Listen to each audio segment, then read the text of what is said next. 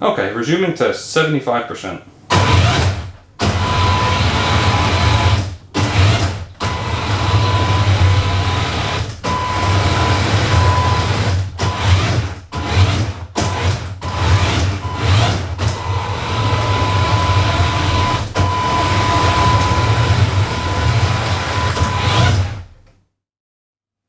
Hi everyone. In a previous video I talked about how to assemble these drive units, and in today's video we're finally going to install the drive units into this tank and finally make this thing move again. But I've never properly introduced this tank, so let's go ahead and do that now. Let's talk about the running gear first, because that is by far the hardest part to design and to build. The Hobgoblin is carried by 5 road wheels per side, and each road wheel is carried on its own independent swing arm. So these swing arms will pivot around these bolts, like this, and as they do that they compress the shock absorbers. These shock absorbers are usually for RC cars, and in this case they provide both the springy action of the suspension and they also provide a dampening action. The shock absorbers are mounted into these strut blocks here. So there's a small steel shaft here around which the shock absorber can rotate, and otherwise this block is simply glued and screwed into the hull itself. The combination of a swing arm with a shock absorber, road wheel and a strut block is called a road wheel station, and all 5 road wheel stations on the Hobgoblin are mostly identical, with the exception of the first and the final road wheel stations. In the case of the final road wheel station, there is simply a little appendage here on the swing arm, and that allows the strut block to be mounted over here rather than over here where it would interfere with both the track idler and the track itself. This tank is quite front heavy, which is a common problem in tanks in general, but it is quite extreme in this case. The main reason for that is that the heaviest armor will usually be to the front, which is also the case here. In the case of the Hobgoblin, we also have these 2 drive units at about 1 kilogram apiece, sat way at the upper front of the tank. And in the case of a regular tank, the other problem would be that you have a very large gun tube sticking out to the front.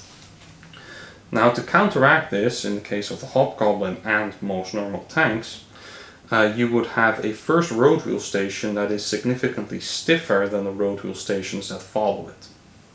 So when I try to use one of the shock absorbers in the first road wheel station, the front would simply sag right through and it would sit very lopsided like this. So what I did is I designed and 3D printed a special spring for the first road wheel stations, and I 3D printed it out of Ninja Tech Cheetah, and that is now significantly stiffer than the road wheel stations that follow it. The center of gravity is still a slight issue though, so we will be looking at that later on in the video as well. The rest of the running gear is quite simple. Back here we have the track idler. Now usually a track idler can be adjusted forward and back to adjust the tension on the track. In this case that's not possible, but what you can do is you can remove track links from the track. And the reason that does work quite well is because the pitch between the track links is only 16 millimeters. So we have a relatively fine adjustment there. Other than that, we have 2 return rollers here, and on the front here we have the drive sprockets. Now, the drive sprocket works a lot like a T34, though it's not entirely the same. So we have these pockets here, and these pockets allow these guide horns to fall in. And so once these guide horns are fallen in like this, as you rotate the drive sprocket, you will rotate the track. The risk here is that the force becomes so great that you simply shear the guide horns off of the track links. So we're going to have to see whether we get that problem, and if so, we'll have to come up with a new drive sprocket. The first thing that we'll do today is remove the old drive units. Now, I've already removed the drive unit on the left hand side, so today all we have to do is remove the one on the right. But before we can start removing the drive unit, we first have to unmount the track. And to do that, all you have to do is create a split somewhere along the track, So if I pull one of these pins out using a set of pliers, they're held in only with friction, then I can split the track apart like this, and then I can remove the track.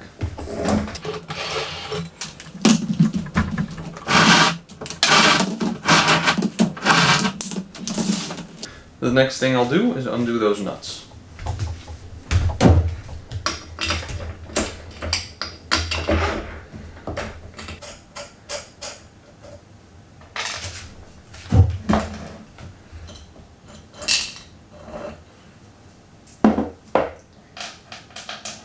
To unmount the rest of this drive unit now, we have to go to the inside.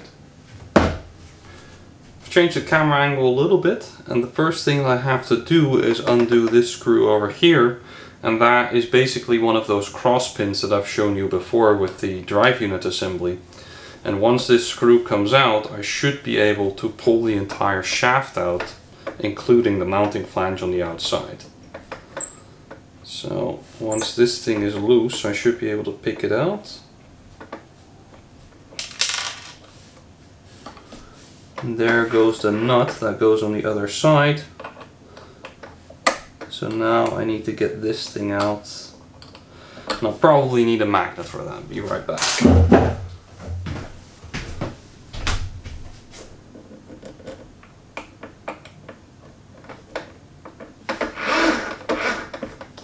Alright, the magnet doesn't work, so I'll just push it from the other side.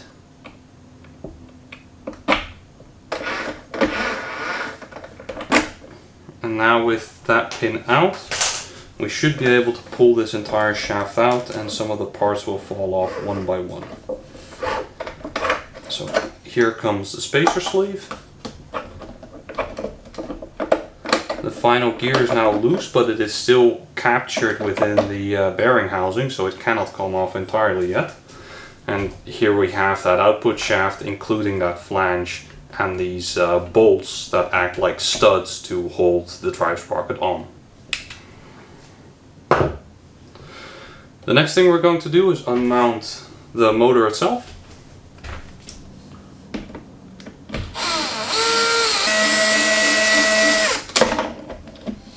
And then the final drive gear also comes along with it now. And then the final thing we have to do is remove the old bearing housings.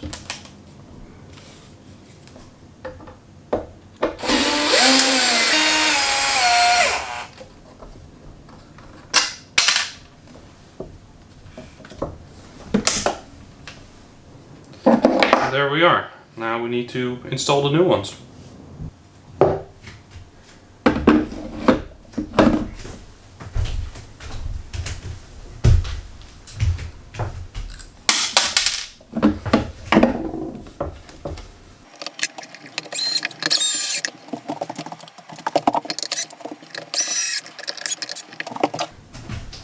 So I want to check now what angle I really like best, whether I want it up against the side plate or against the upper frontal plate.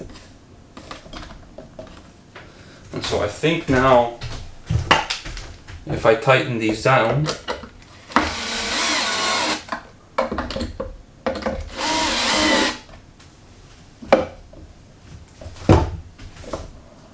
the angle on the drive sprocket is pretty far off.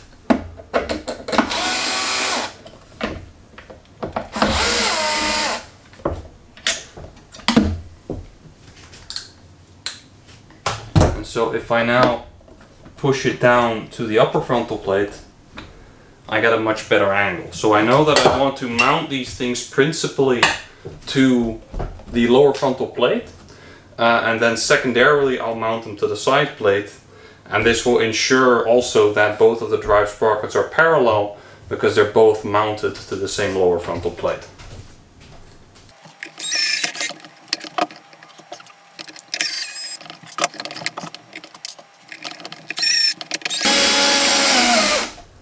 I'm going to check now whether we have a good mounting here. And that should be good enough, so let's tie it down all the way.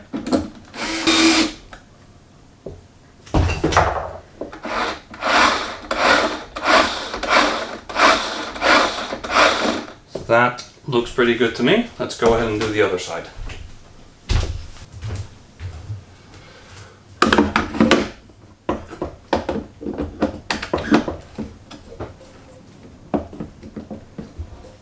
So I do see here that the drive sprocket will be slightly further away from the side plate, but I think the flexibility in the track will be enough to hold that.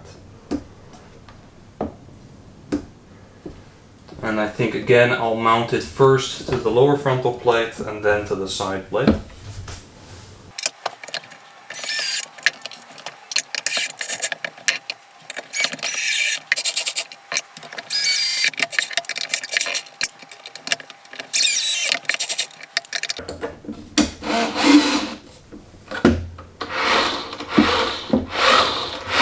Alright, that looks good enough. So now I'll put the tracks back on. I've hooked up my power supply now to the right-hand motor. So these are the leads going in with just some alligator clamps connected to the power supply. So let's see what happens.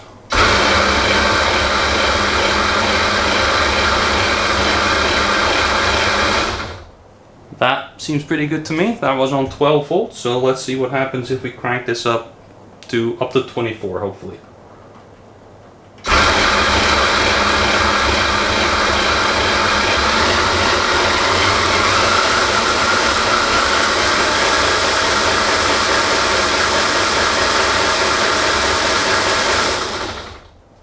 That looks pretty good to me. So now let's go over to the other side and check the left side.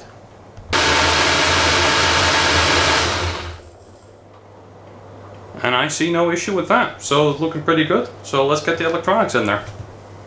Here I have the electronics plate, and I've already mounted these little orange bits so I can tie the electronics plate into the chassis itself. So this should drop right into place without any issues.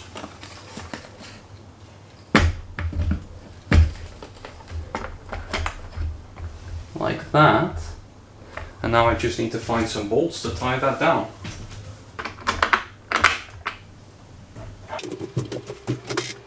The bolt hole over here is a little bit off, but 3 bolts will do. I'd like to take a brief moment to explain how this electronic plate works. So over here we have a cage that is meant to hold the battery. So in a moment I'll slot in this battery over here. And then that battery connects to this cable over here via this connector. And that then goes into first this automotive fuse holder here. So this thing currently holds a 40 amp fuse. And so that's just to protect the vehicle as a whole, because these lithium ion batteries easily have the power to set this thing on fire. And then secondly, we have a battery switch here. So this thing is rated to switch up to 200 amps, but it is a Chinese switch, so who knows what that actually means. And then from there, the positive and negative both go into this distributor thing that I made. You can buy commercial versions for these, but I don't have one on hand, so I decided to just use this. So the negative here gets split out into 3, and the positive here gets split out into 3. So one of those on each side is the incoming, and then 2 of them go out. And where they go out to will be the input on this piece of perf board here, and the other side is the input to the motor driver. The entire thing is driven by the Raspberry Pi over here. So via the Wi-Fi, this thing will be communicating with my laptop so it can drive. And then right over here we have a little 5 volt power brick. So it takes in the 24 volts and this down converts it to 5. And then that 5 volts is fed into the Raspberry Pi via the 40 pin ribbon cable. And at the same time there are some signals coming back from the Pi which are broken out via this header over here. I had a better connector for this actually, but I didn't think of it and I used the terminal blocks instead. The Pi also drives this screen over here, and this screen is purely for diagnostic purposes. So when you turn on the tank, that you can see that it has correctly turned on and has created the Wi-Fi network. But other than that, you can just switch off the backlight and it serves no further purpose beyond that. So that is now the interior of the hobgoblin, and let's see if that actually works. Alright, it's time for the first test. So I have connected the motors now using these wires. They're a little bit on the long side, but I did try to make sure that they have the same length. I might make them a little bit shorter later on, but for now it'll do. So the first thing we're going to do is connect the battery.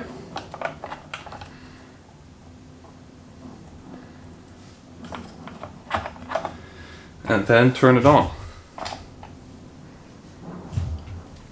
Raspberry Pi is starting. The Raspberry Pi has booted now. So let me log into my laptop. Okay, so it's complaining now that the camera is not connected, which is true. So let me connect the camera real quick and we'll try again. Alright, I've plugged in the camera now, it's dingle dangling up here in the front, and I've also connected these wires now for the motor controller. So, test 2. Contact. Okay, it looks to have started up correctly. So now let me get my laptop in here. I'll just support that on the rear roof plate.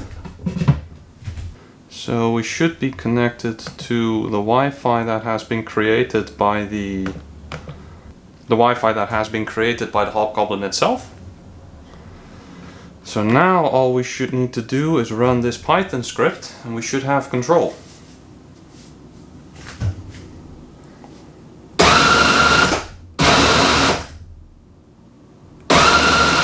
That looks pretty good, but I do notice that if I press W, that the left track is going backward.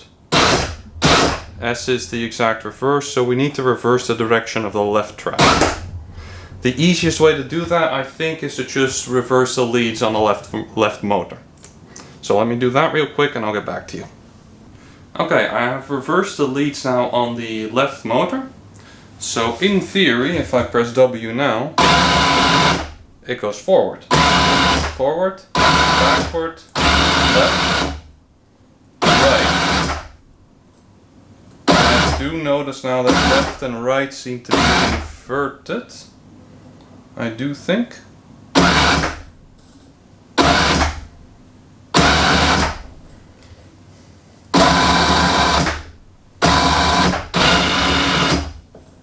Yes, left and right seem to be inverted still.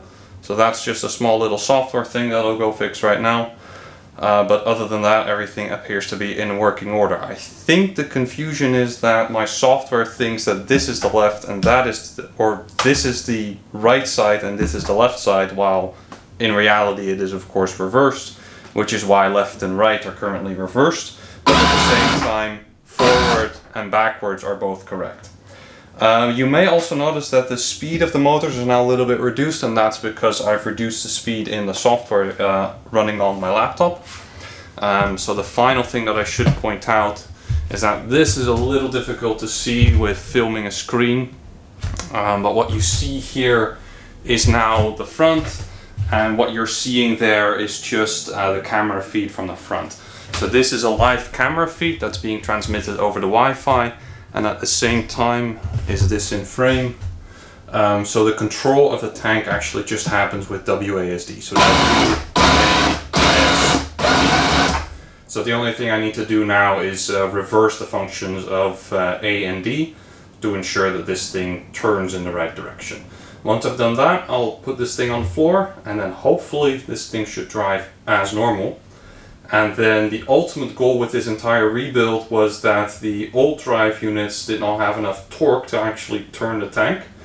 So I'm hoping that now I do have enough torque to hopefully do a turn in place. I've put some things to the side here in the back of my shop to give me just a little bit of space to test this thing. We're going to be running at half power, so let's see how this goes.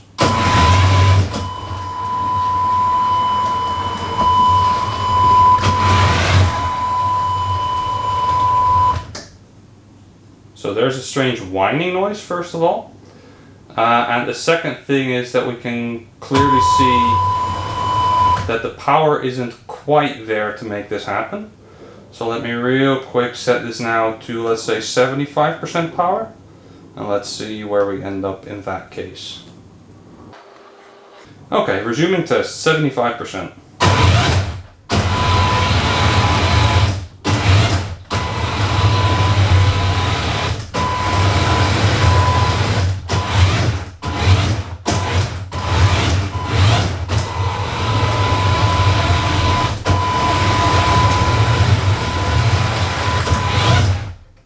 That's looking pretty good to me. Okay, so the final thing we're going to do now is shut down the hobgoblin. And so to do that, let's just ensure that I'm in frame. So it also is really difficult to push forward now because the motors are connected. But the only thing that I have to do, hopefully, to shut this thing down is go into the touchscreen that's mounted here and simply press the shutdown on the Raspberry Pi. I need to wait for this to complete, and then once the shutdown on the Pi is complete, I can turn off the entire thing using the master power here. So the screen is telling me now, or the screen is showing nothing anymore, and the green LED of the Pi is not doing anything either, so at this point I can safely turn it off. At the start of the video I mentioned that this tank is pretty front heavy. And so one of the ways that manifests itself is that even though the bottom is completely flat, the ground clearance at the front is only about 97 millimeters, while at the back here it's about 112. So one of the things that I want to try to do to correct that is adding some ballast to the back. So if I add a brick here to the back, that actually pulls the center of gravity backward. So the total load on all the suspension units is increased, but the load on the frontal unit should decrease slightly because the center of gravity shifts so far backwards. Now it looks like one brick isn't going to do it, so I'm going to add a second one. And now I'm going to measure the ground clearance again, also about 100. So at this point the tank itself seems reasonably balanced, though doing balancing with ballast is obviously not an ideal thing to do. And then I have this 3D printed cage that I will use to keep the ballast in place to make sure that it doesn't shift around. So that should fit around the bricks rather nicely, like this. Okay. So let's now try again running the tank and let's see if it runs any differently, any better or any worse. Here we are, that's looking at my leg. Very good.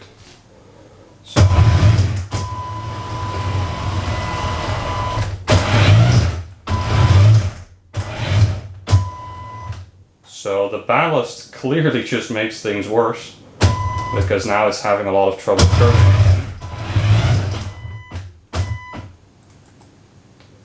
Now I do suspect that the battery has lost a little bit of voltage, and for that we've also lost a little bit of power. But yeah, this is not happening at all. And just to check, yeah, I am still at 75% power.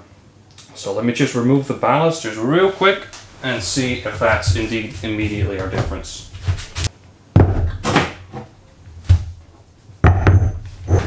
Okay, once again, without ballast, let's see if this really was a stupid idea.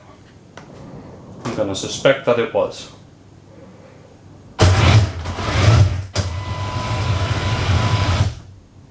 Yes, adding ballast was a pretty stupid idea.